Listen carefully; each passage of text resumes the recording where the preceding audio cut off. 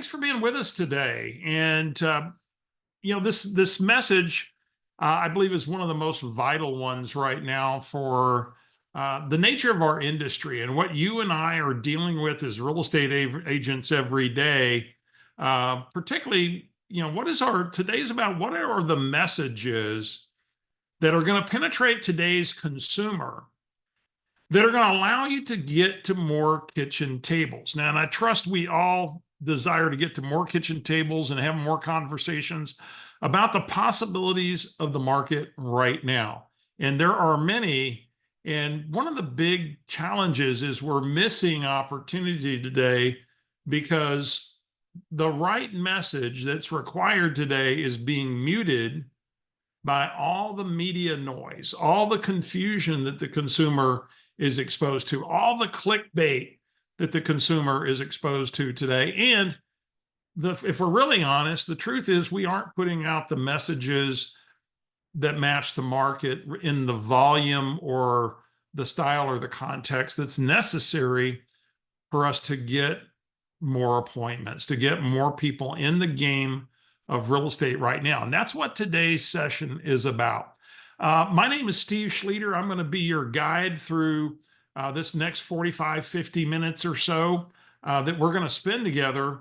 And just a little background. I started my real estate career in Austin, Texas, in an extreme shifting market. And so, I get kind of excited when a market shifts because that's where I started. In fact, the market I started in was the one Gary Keller talks about in the early history of Keller Williams, when the Board of Realtors in Austin went from 5,000 agents to 1,800 agents. And I think I was probably 1801. I was that guy that said, well, I'm going to get in real estate. And at a young age, I did. I became one of the top 20 RE/MAX agents in the state of Texas. Prior to joining Keller Williams, I was courted by a guy named Gary Keller to be a team leader. And I became the team leader of the Austin Northwest Market Center with Gary Keller as my operating principal for 4.5 years. Went on to lead the early development of the Keller Williams Heartland region. Today, I operate a couple of market centers in the Austin area. I'm a bold coach, part of our master faculty at Keller Williams. And well, that's Steve. My partner in Never Ending Referrals, we're the ones sponsoring this today. Tammy Younks can't be with us today. She's in the Carolinas, and we of course all know what's going on out there. And boy, if you can find a way to contribute to KW Cares, the need is much. Do anything and everything you can to help our fellow KW folks and their families out there in the Carolinas, and our prayers go out to them, of course. So let's go to work here. And here, I want you to start with writing this down. And this is something Gary Keller shared at the beginning of this shift. And I haven't heard him say it a lot since, and yet he alludes to it often. And I want you to hear it. And he said it at the very early stages of this market shift. And here's what he said.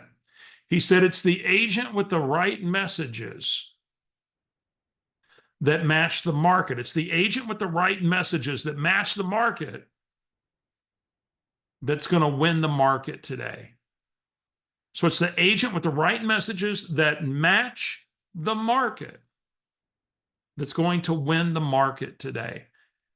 And then he went on and he said, and by the way, they're going to combine with those message powerful MOFIRs. They're going to cause people to interact with them.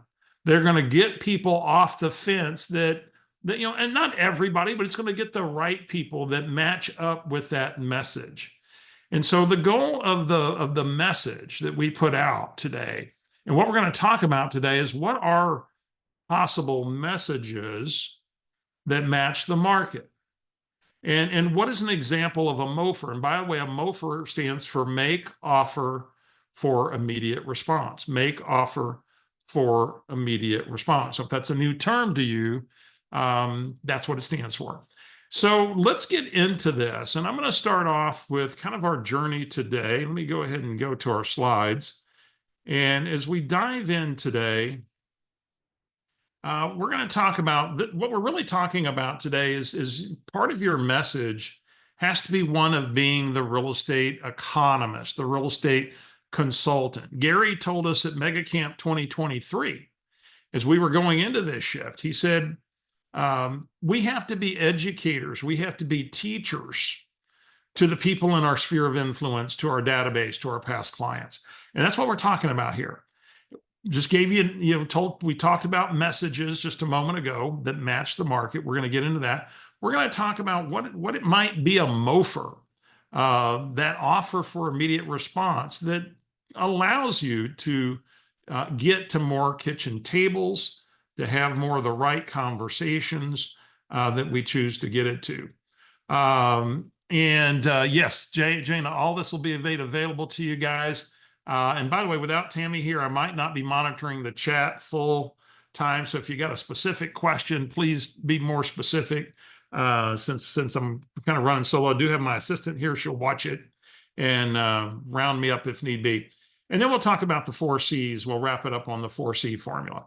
So that being said, I want to go to something that I share pretty much every session that we do when we talk about leading our database. And the way that we develop, well, a powerful database is through a trust relationship where they ask us, they listen to us, they trust us. And we talk about the trust triangle often because this was a study done by Harvard University. And they did a study of leaders who had established substantial trust with the people they led. The people they led really trusted their leadership. They really trusted their word. And they went and they studied, how did these leaders develop this trust? And this is what they came up with. Now, when I heard this message, I said, this is exactly what's required for you to become that trusted advisor, that trusted leader with your database, with your real estate tribe. And so here's what they found. They said the first component was logic. And the logic component was this, that the people that the leader led, they believed that the leader knew their stuff. They said their reasoning and judgment was sound. They could follow their reasoning. And so they believed that, well, the leader knew things they didn't know, and they trusted the person's knowledge. And then on the right side of the triangle, it was empathy. And the empathy was they felt like the leader cared about them, cared about their well-being. What's no different with our database? And then the third point at the tip of the triangle was authenticity. They felt like they were experiencing the real you. And by the way, this is one of them, the tough ones that sometimes is a challenge for real estate agents, because I've done the studies, I've done the informal polls in room after room, year after year, of the number of people that are actually having the conversations with the people in their sphere of influence and with their database. And it's typically a low percentage.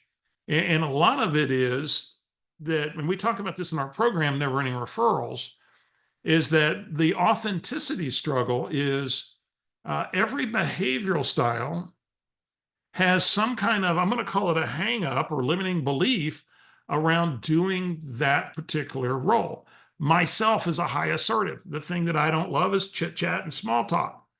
And so somebody years ago told me that if I wanted to have success with past clients in a database, I had to be everybody's best friend.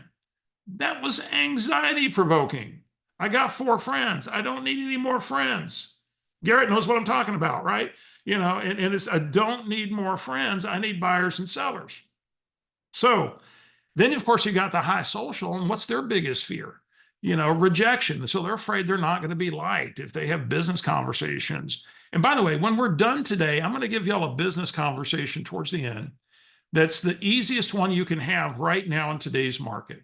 And it's simple. It's caring. It is a care call that will get you extraordinary results. And I trust that you'll apply it here as we go into the fourth quarter. And so, and then of course we can go through the rest of the behaviors. Today's class is not about behavior. We dedicate a whole day to that and a lesson in Never Ending Referrals. But there is a way for every behavioral style to show up authentic. Because if you're not authentic, you won't continue to do the work. And because it's uncomfortable to not be your true self. And that's a whole nother issue. So let's go into where we're going today. And we were talking about this thing called messages and MOFIRs. And we're going to get right into this. And I want to start with, and some of you can come off mute. You can go to the chat if you like. I would love for y'all to participate. And let's talk about our consumers today. And I want you to think about this headline. Now, by the way, you'll notice this headline is dated December of last year. This same article with the same headline, I have seen circulated in different medias as recently as 3-4 weeks ago. And so it was a press release that continues to be put out by Grant Cardone. And it says, real estate investor warns U.S. is entering the greatest correction of his lifetime. Real estate investor warns U.S. is entering the greatest correction of his lifetime. Now, if you were to read that as a consumer,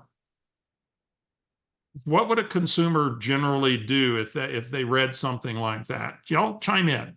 What's a consumer going to do? Would pause. Pause, I heard. Okay, what else? Freak the heck out for lack of a better term. Say it again, please. Freak the heck out. Well, yeah, freak out. Yeah. Panic, says Tracy. Wait for prices to drop. They won't buy or sell. They'll sit on the fence. Right, Shirley? You know, they're just going to sit. They're just going to sit there on the fence, and they're not going to do a thing. Right. And it's reflected in the numbers that we have right now in our industry. In fact, go ahead. Yep, if you'll just mute yourself back up there. It's reflected in the numbers that we see in our industry. Can we all agree that we have a very confused consumer when it comes to the real estate space? To do, not to do, market going to crash, what should I do? And there is continual noise in the media that will keep them in a state of confusion, may keep them in a state of fear or panic, right? You know, as Tracy said, is panic. And it's our job to overcome this. And we do that with the messages that we create. And when I say it's reflected in the numbers, and we think about home sales right now, and the pink or purple is 2023, 2024 is in the blue or the teal. And this is the annualized pace of home sales right now. So we are currently... Steve, we can't see the graph that you're talking about. Thank you. That helps if you share the screen. So thank you very much. Say, you know, I got a trusty lookout for you guys out here. How's that? Good. Great. We can All see right. it. Now we're talking. So here it's reflected in our industry. Last year, August wasn't great. And that was a 4 million transaction pace. This August, 3.86 million pace. And so, you know, we're actually pacing behind last year. Now, could it bump up a little bit as we go into the last quarter? Maybe with rate drops, you know, that we have seen, that might be the case. And yet, you know, it's not guaranteed. The consumer is cautious, and there still continues to be a lot of noise. There's an election. There's a lot of maybe consumer uncertainty. So it's our job to break through this. Now, let's talk about what might be some examples of messages. We're going to go right into this. So these are ones for my markets. And so my markets are Austin metro area and the San Antonio metro area. And when we look at my markets, and some of these will apply to you, and we're not going to go through all these today. We'll kind of touch mostly on the ones that are highlighted. And I'll actually share with you. We'll be following up with those of you that attended. We're going to send you some actual sample emails that you might, you know, R&D, rip off and duplicate, to start thinking about the types of message you would put out. Here's my market. Now, buyers get breathing room. And we built essentially a message as a marketing message around this theme. Buyers get breathing room. It's the list to sales price ratio. So in my markets, in my Austin markets, at the very peak, homes were selling at 117% of list. Today, they're selling at about 94 to 96% of list. That's breathing room for a consumer. We've got some others here. Upside of elevated interest rate. We built a campaign around market stability and how that makes it a safe play in our market. We talked first-time buyers, how they had less competition. Here's one, and it was the impact of the housing shortage on our market and the law of supply and demand, and how our housing supply situation didn't have a short-term remedy. And that was going to leave supply tight for the not foreseeable future. And so you might want to take advantage of the dip in the market we have now. Another one's the future of interest rates and what will drive rates. And of course, we say it's inflation and demographics. And we'll talk about that one a little bit. And then here's one that really was a successful promotional message for us last fall. We ran it last fall into the winter, and it was this idea of buy the dip. And we were able to document that there was a seasonal shift in our markets historically, where generally list to sales price ratios were lower, median prices would take a seasonal dip, and we saw seasonality show up again last year. We certainly are looking at that happening again this year. And so instead of waiting for spring, the smart move might be to buy the dip or buy the seasonal dip. Now, these are examples of messages. And by the way, these all match my market. And I'm not attempting to get a meeting or an appointment with every person.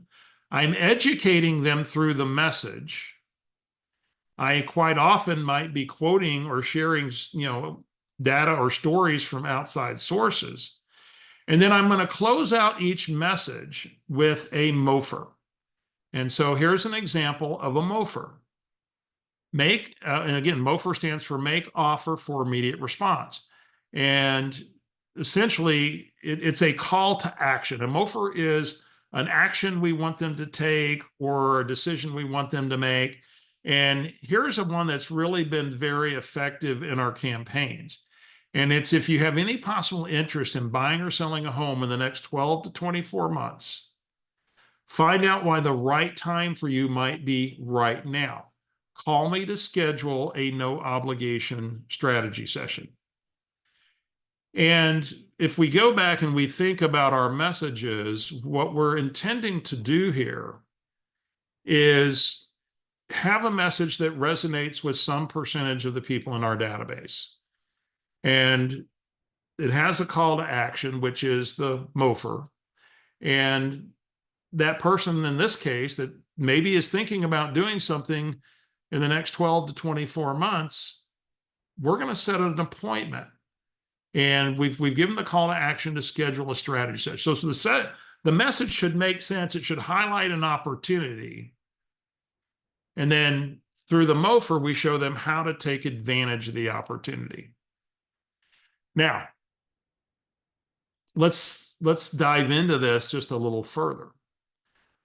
This means you're going to get some people that maybe do want to do something in the next 12 to 24 months, if I'm running that MOFIR, that say, well, I think we're probably a little further down the road. And yet, it might be wise for us to sit down.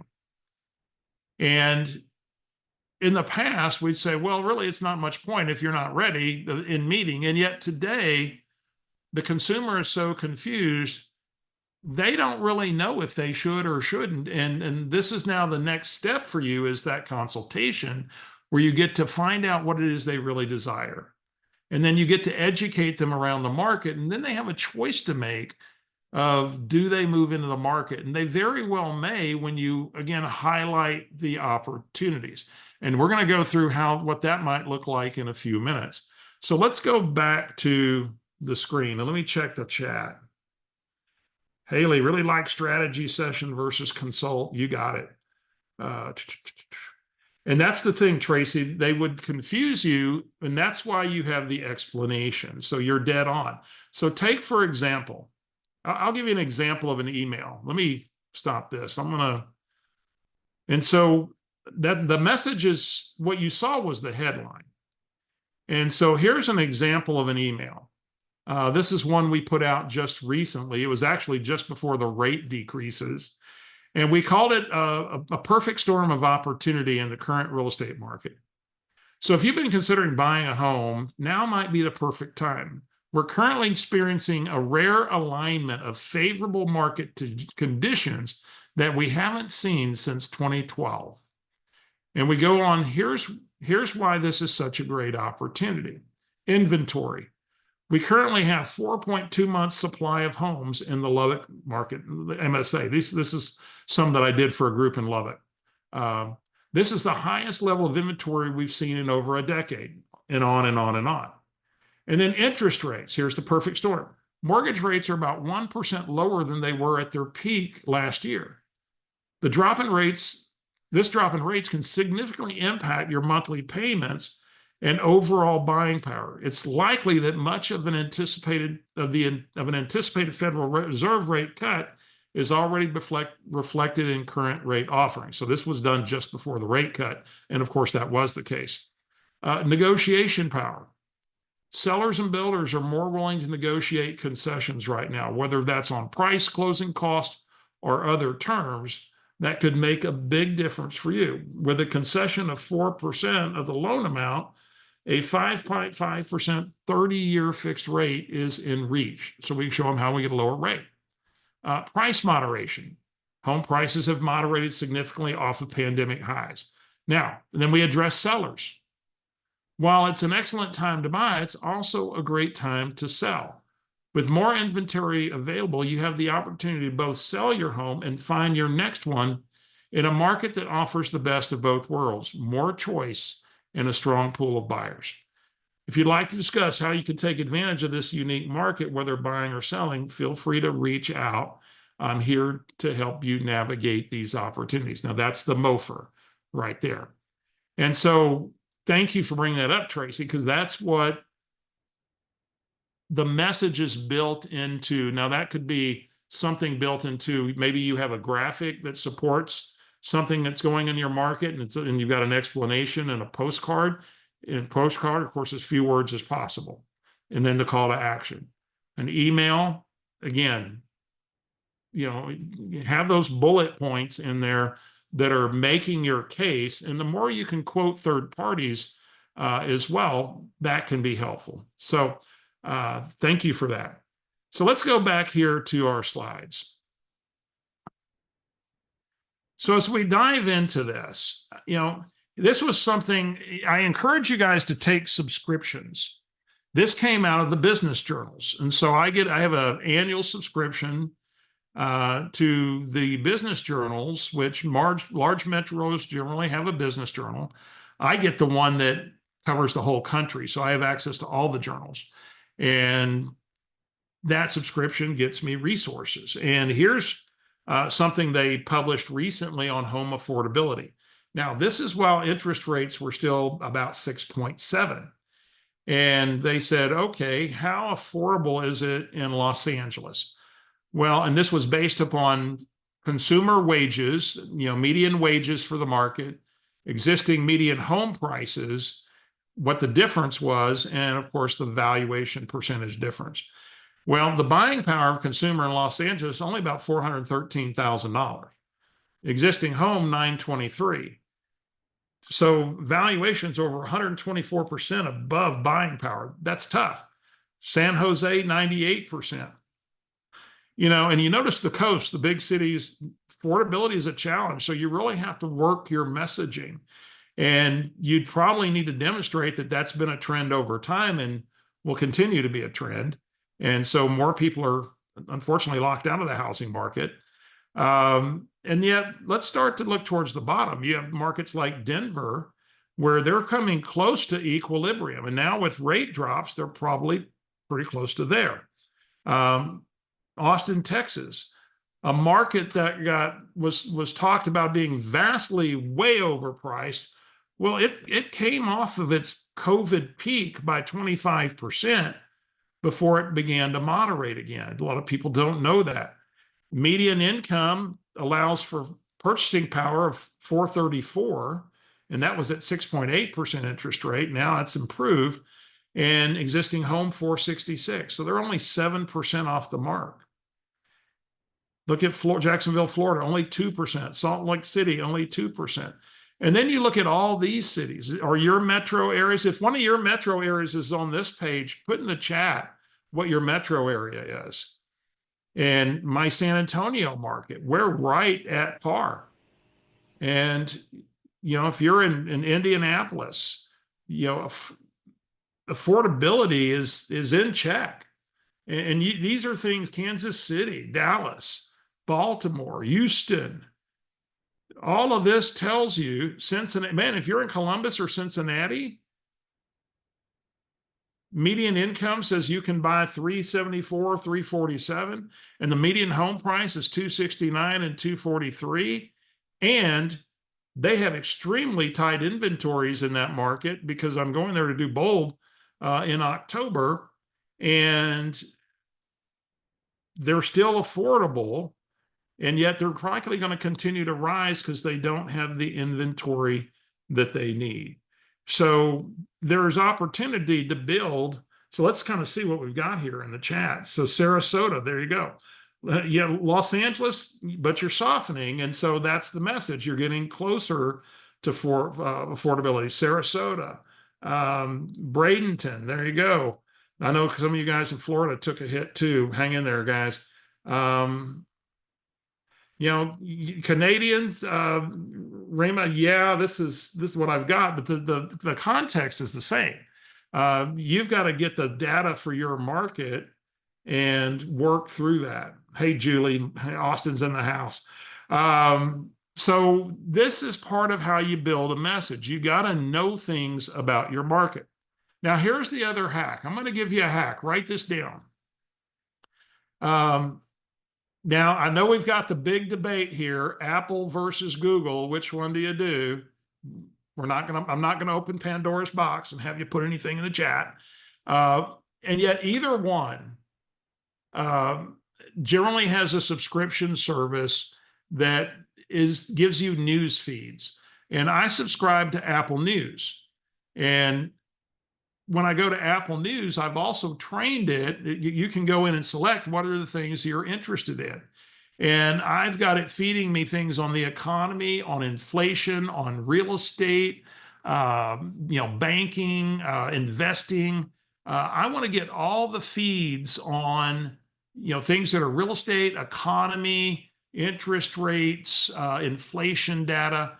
I want it to feed me that. And so I can log in at any time, scroll through the headlines.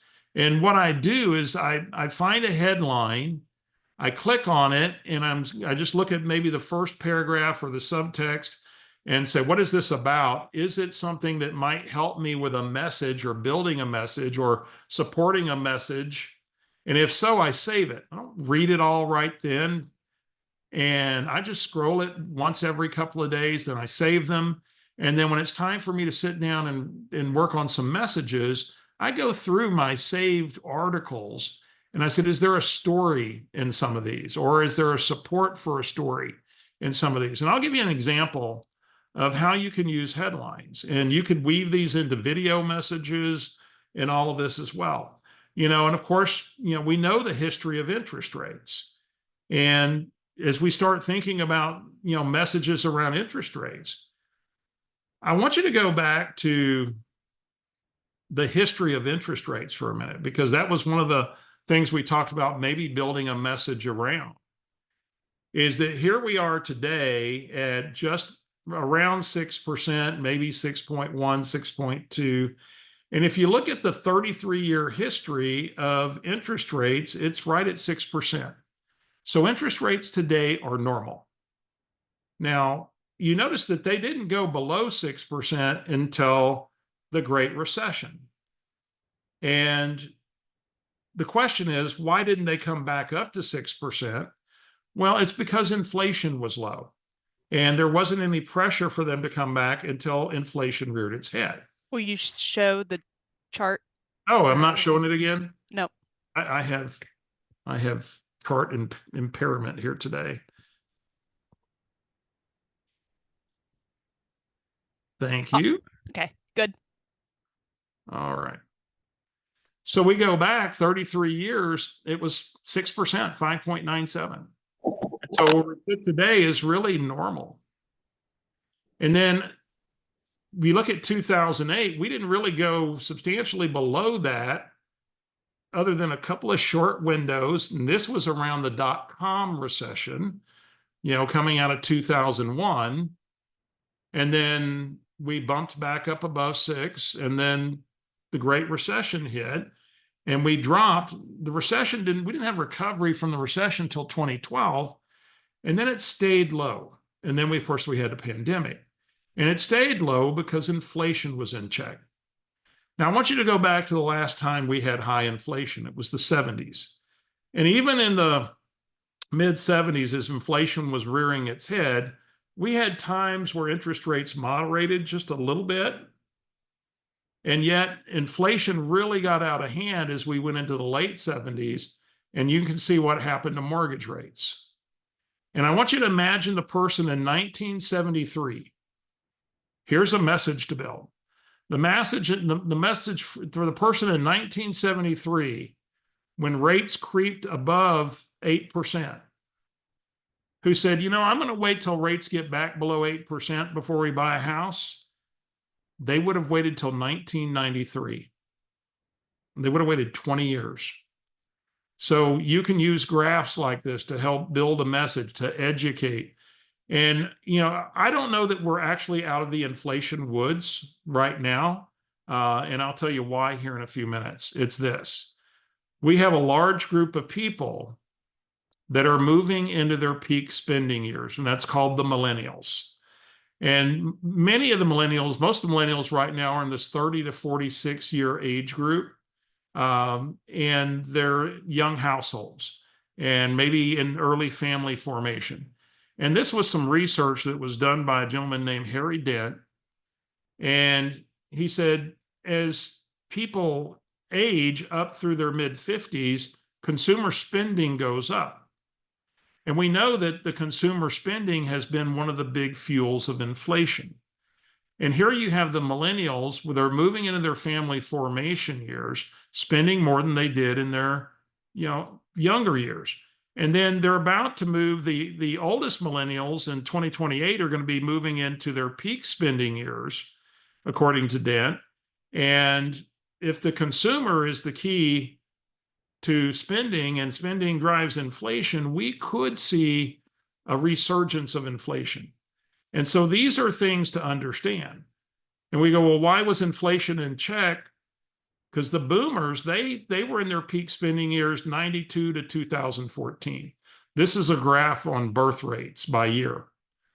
And you notice the generation that followed the boomers, the Gen Xers, was a much smaller generation. Now, there's messages that you can build here, yes, and I've built these.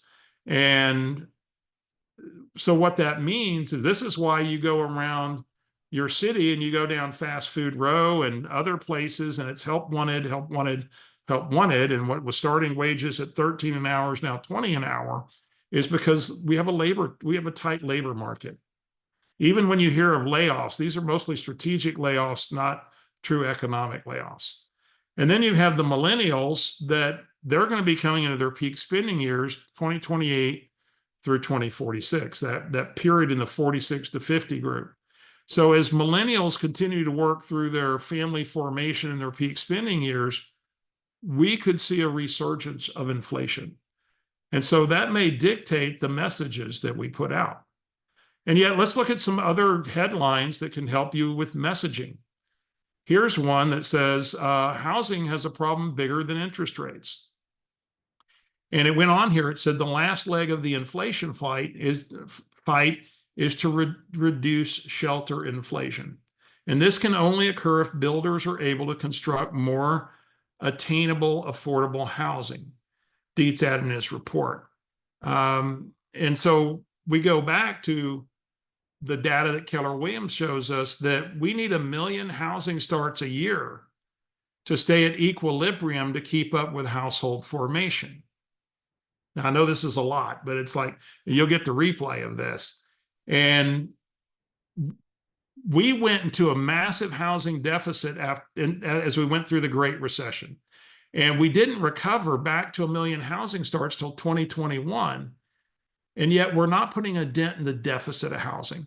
Depending on who you ask, the range of housing shortage in the US is anywhere from 1.6 million housing units all the way up to almost 4 million housing units. And so there's a story to be built here about supply and demand. Well, demand side is going to continue to be a problem. I'm going to share a little video clip with you on interest rates. And it also, he's talking about housing supply in the Federal Reserve Chairman's talk when they just lowered rates here recently. Let me share this with you. Oops. We got to go to the right thing. All right. Factors aside from the federal funds rate that go into that, which is kind of what we were talking about earlier. Mortgage rates have already been dropping in anticipation of this announcement. How much more should borrowers expect those rates to drop over the next year? Very hard for me to say. That's from our standpoint. I can't really speak to mortgage rates. I will say, that'll depend on how the economy evolves. Our intention, though, is we think that our policy was appropriately restrictive. We think that it's time to begin the process of recalibrating it to a level that's more neutral rather than restrictive. We expect that process to take some time, as you can see in the projections that we released today. And if things work out according to that forecast, other rates in the economy will come down as well. However, the rate at which those things happen will really depend on how the economy performs. We can't look a year ahead and know what the economy is going to be doing. What I hear overall, and I just want to And of course, he gets into, also the supply side. And he's going, we have a housing supply problem.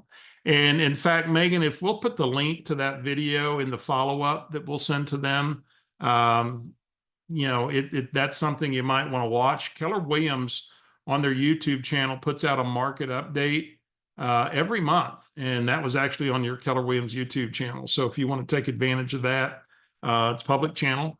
And look for the market update with Jen Lewis. And that's a valuable resource. So let's go back to this. Let me check the chat. Okay.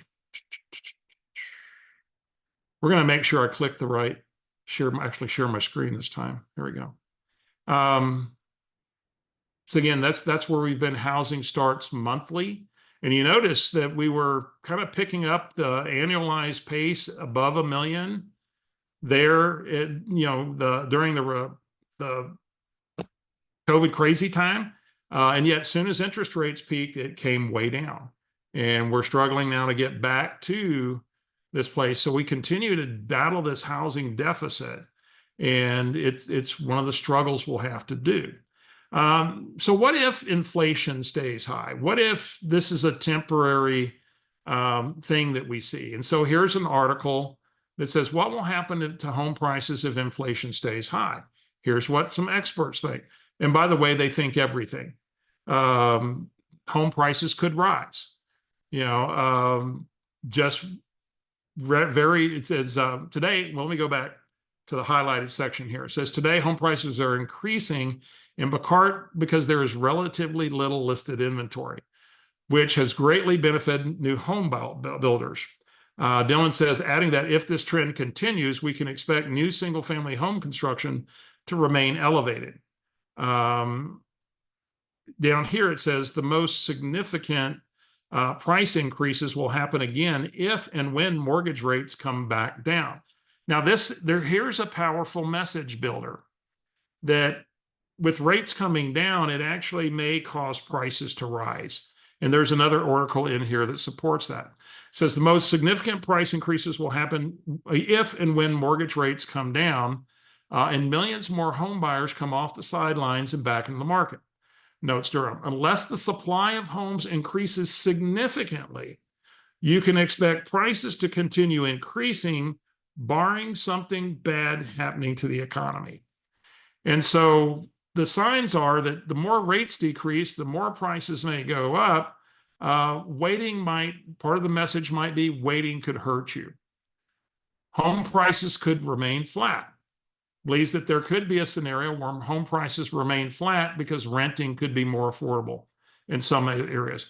And then, of course, they cover it all. Home prices could fall. Said that home prices could fall despite high inflation if the economy suffers major job losses. And of course, nobody really sees that on the job front right now, not major job losses. We're seeing strategic layoffs, not major job losses. Another article, housing market deja vu. Is this 1980 or 2024? And they're saying that the positioning of the market looks a lot like 1980. And it says 1980 was also a time when home prices wouldn't come down even as borrowing cost surged. And this gets into all this, and we'll send you this. I'm not going to go through all these in detail for you. But again, it goes back to mortgage rates. Could this be a time where we're just in a temporary dip, inflation pressures with the consumer being what they are, and the fact that we have tight supply in the housing market, and will interest rates actually cause housing costs to rise as they come down because it takes the demand side back up? Here's another article. And then, by the way, when Barbara Corcoran wrote this article, rates were 6.7%. So put that in context as we read this. She said there's a magic number. And Barbara Corcoran, of course, Shark Tank, but she also was a real estate executive in New York. She had a Corcoran and Company. Tells Americans when housing prices will go through the roof. Here's how to set yourself up for today. And this is where you can maybe use celebrities with a business background to help you with your messaging. She said, if rates go down just another percent, which again, 6.7 when this was written, that's what I'm hoping for by year end. Prices are going to go through the roof because everyone will come out and buy. Corcoran explains in an interview with Fox Business. She goes on down here, if you wait for interest rates to come down by another point, I don't think you'll gain. I think you'll wind up paying more, Corcoran warns. I wouldn't be surprised if real estate went up another 8 to 10% if interest rates come down a full point. Now, that could be a reason to buy the dip because right now we're in election time. We'll be in the seasonal shift. There's a lot of predictions that we're going to have a very strong spring, especially if we see any further rate cuts. And so, could her prediction come true? It very well could, and yet you could build a powerful message. So what we just went through here, you have to look at your market and look at your statistics. Where is list to sales price ratio versus COVID crazy? The upside of elevated interest rates are maybe I have less competition today. And thus I can negotiate better terms, better concessions. What can I say about my marketplace? What are the options, in my markets in San Antonio and Austin compared to COVID crazy time? They have 8 times the supply. And I can build an entire message. I can tell stories.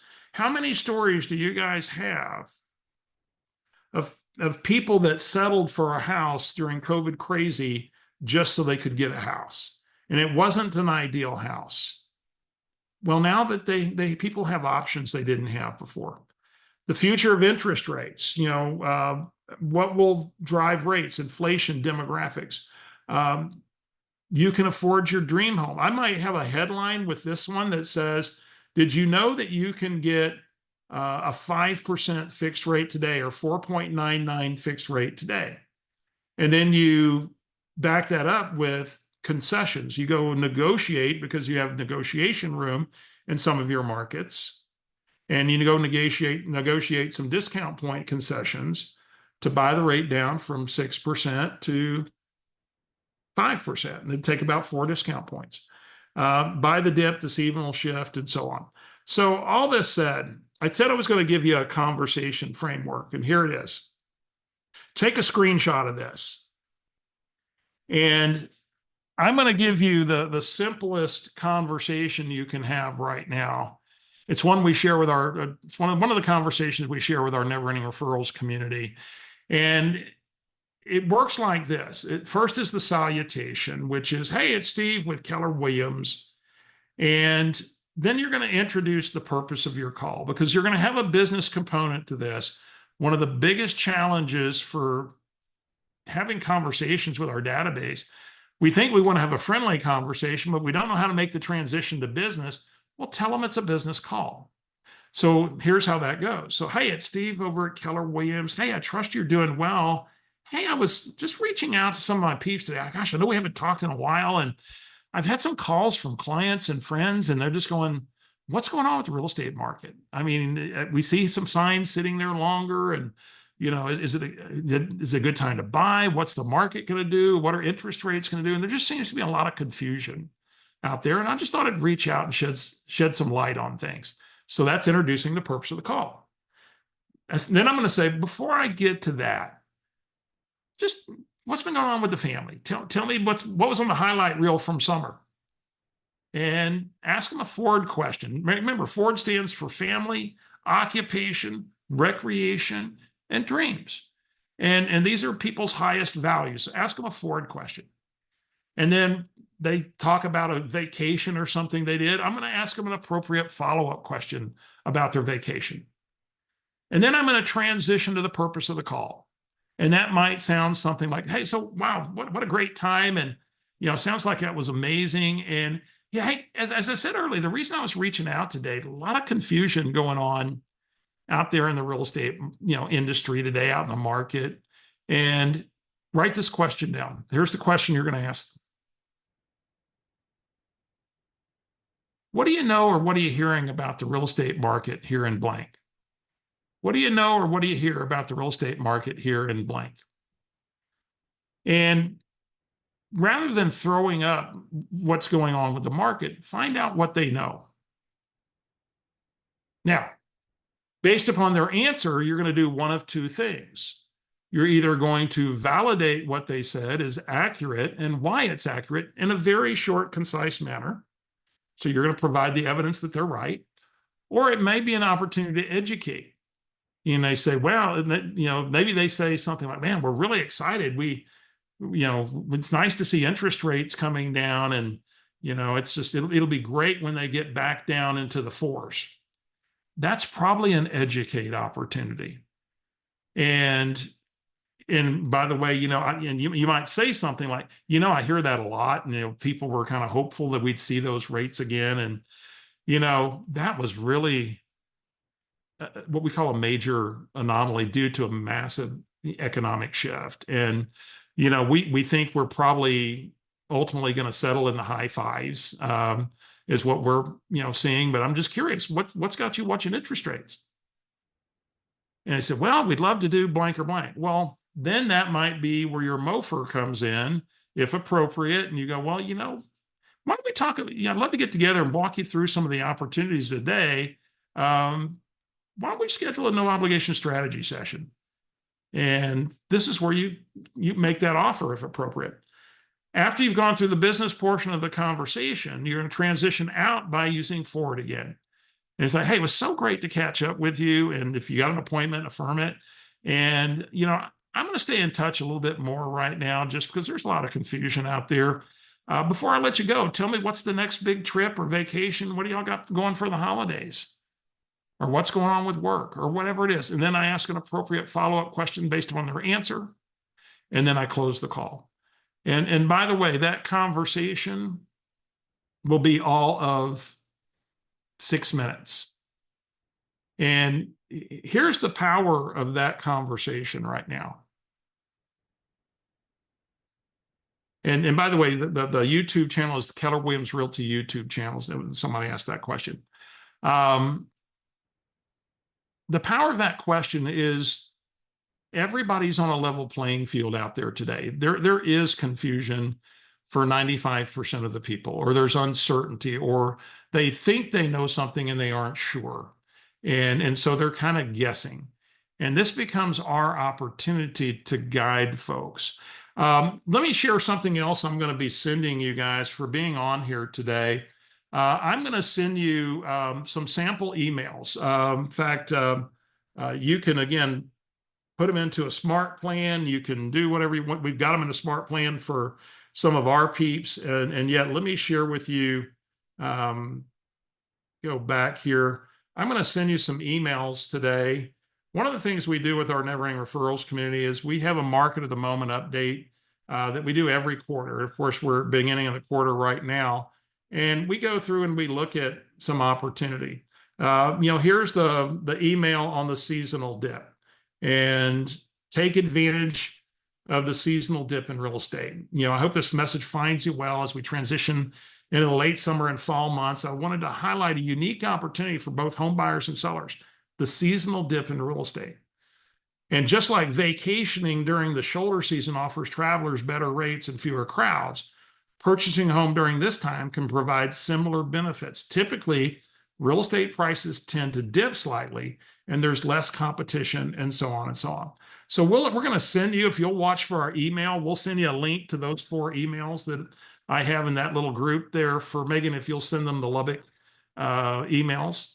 And you can, and the other one is what do buyers want to know? What do sellers want to know? And these are about how you educate folks. And so feel free to plagiarize those or just rip off and duplicate. The last thing I want to share with you is we have coming up where we launch our fall class of Never Ending Referrals. And I want to share with you how to, if you'd be interested in joining our community, just how you do that. If I can go share my screen. And Megan, if you'll put the link in the chat to our registration page, if you guys want to check us out. Our Never Ending Referrals community is, Never Ending Referrals is 8 lessons on mastering your core business, which is your database. And we also, each month, we have a market of the moment conversations we do for our members. We begin session 1 of the 8 lessons of Never Ending Referrals, again on October 14th. And you can go to neverendingreferrals.com to find out more. It's $39 a month to be part of our community, or the link in the chat. And here's the thing that I want to leave you with. I mentioned the 4 C's. Again, it's neverendingreferrals.com. And right now, and this comes from Dan Sullivan, amazing coach, Dan Sullivan. And he said, how everybody everywhere grows. And for many of agents today, your database is your number one underdeveloped asset. Your sphere of influence is your number one undeveloped asset. And the next step is to make a commitment to make it a great asset, to make a commitment to go grow it. And by the way, if you've been out of touch with it, it might feel like you're a little worried because I haven't had the conversations I should be having. I haven't keeping in touch. Have the courage to lean back into this. And that simple framework of a care conversation that we just shared with you is simple. And you would frame it with, I haven't talked to you in so long, and I've been thinking about you often. And I just said, I've got to reach out to folks. There's so much confusion going on right now. And just take that step of courage. And then start leaning into things that maybe haven't been comfortable for you. Maybe it was the behavioral, challenge or limiting beliefs that tend to come up so many times in this space. And then what'll happen, develop those new capabilities, those new conversations, those new skills, those new messages. And this will boost your confidence to commit to bigger things, to take your database to a big payoff and to a huge money-making machine for you and for your business. So that's my story. I trust you got some things you can use. Give me a couple of ahas before we wrap up. I'd love to hear some of your insights as we went through messages and MOFIRs and some of the hacks of working through using headlines. What'd you take away from today? There is a question from Kimmy on if you have market info for Canada.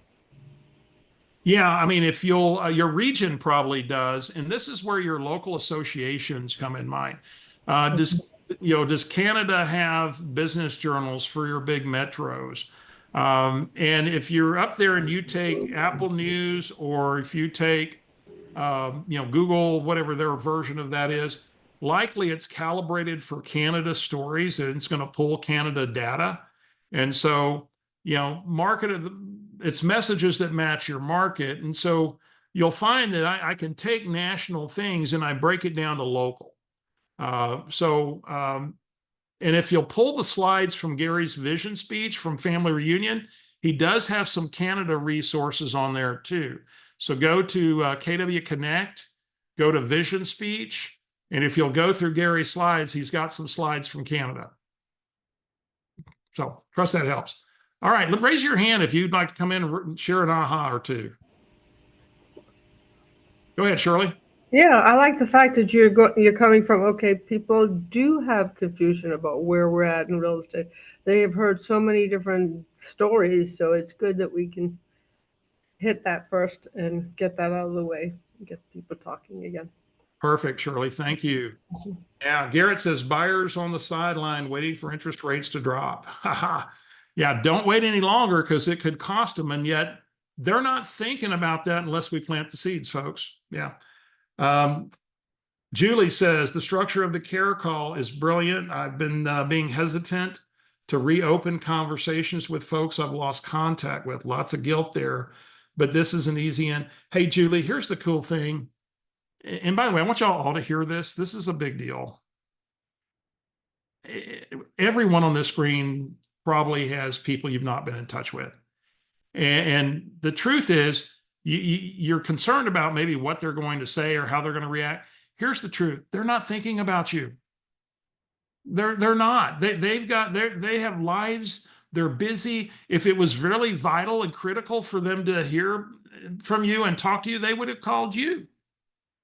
And as long as you enter into the call humble and say, man, I haven't talked to you in such a while. You cross my mind often. And I know I've been out of touch. And man, there's so much craziness going on in the real estate market. I want to just reach out. We get a lot of calls, what's going on? Just reach out, shed some light on things, and just have that little humbleness in your voice, and you're immediately forgiven. Now, if you make a commitment then to stay in touch more often and you don't, well, then you're screwed. So don't do that, but they'll probably forget that too. So, right now, so Garrett, don't be doing that, right? You're going to get on there and follow up with these folks, and you too, Anita. Okay. Yeah. Who else? And again, we have our market of the moment conversation coming up next Monday. So if you'd like to join our Never Ending Referrals community, we'll be taking you right in with some emails and resources and conversations, more things to help us move forward. We just did a special session yesterday on NAR conversations, what to have with buyers and sellers. And we meet at noon Central on Mondays, 3 Mondays a month. Everything's recorded. So there you go. Anybody else, thoughts or ahas? Otherwise, we're out of here. So question, how do we join that call? It's part of our Never Ending Referrals community. And Megan, we'll put the chat in there right now. The link in there right now in the chat. And again, that's part of our $39 a month, part of the Never Ending Referrals community. Okay? Perfect, thank you. You got it. Thank you. All right. Thank you. There's a question about where do they get the chart of affordability per state? That or city rather. That was Metro. That was in the business journals. That came from the business journals. And yet you're going to get this recording. And so if you want to screenshot it and then do whatever you want to do with it, I just want to make sure you honor copyrights and things like that. Be careful what you do with the things. Of course, I have a subscription and, quote sources. And of course, you notice it had the source at the bottom that they were quoting. So you'll get that as well. All right. Thank you, gang. Thank you. Have a great week.